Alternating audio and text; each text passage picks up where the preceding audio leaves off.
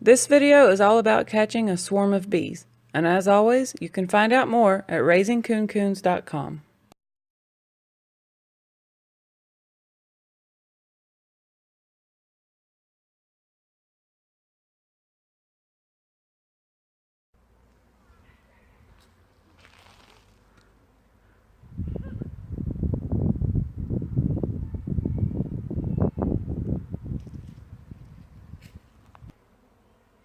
Found it?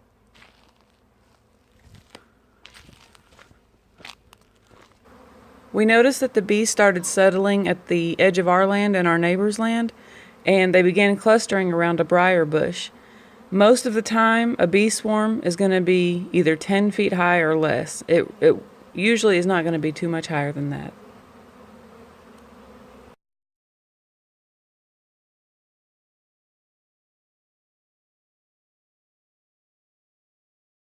We sprayed the hive body with a mixture of equal parts sugar and water, and this is to give the bees the feeling that they found a good place, something to eat, and hopefully make them want to stay.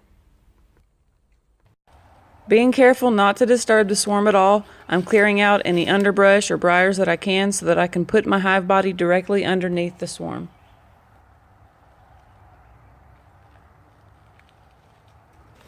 Now I'm going to spray the hive body one more time really well with the sugar water, and I'm also going to spray the swarm with it. Once I feel good about how everything is, I'm just going to shake the lid that the swarm is hanging from and let it drop into the box. I'm going to try and get all the bees into the opening that I can as quickly as I can, and then put a lid on top.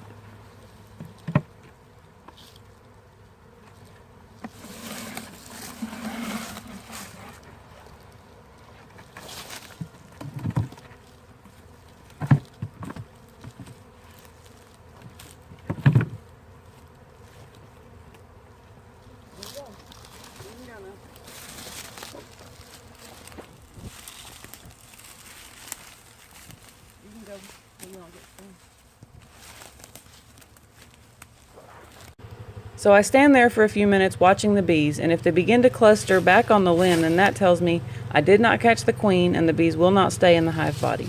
But that's not what's happening here. The bees are actually standing out on the ledge of the base, fanning their wings to let the other bees know that the queen is inside. So this is looking like it's going to be a successful catch.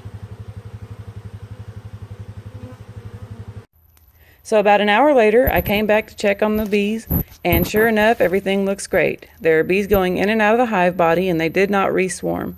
So I'm going to leave them this way overnight, and I'm going to check on them tomorrow. If everything looks the same tomorrow, then tomorrow night I'm going to close the beehive up, take it over to my bee yard where I'll open it back up, and I'll have myself a brand new hive.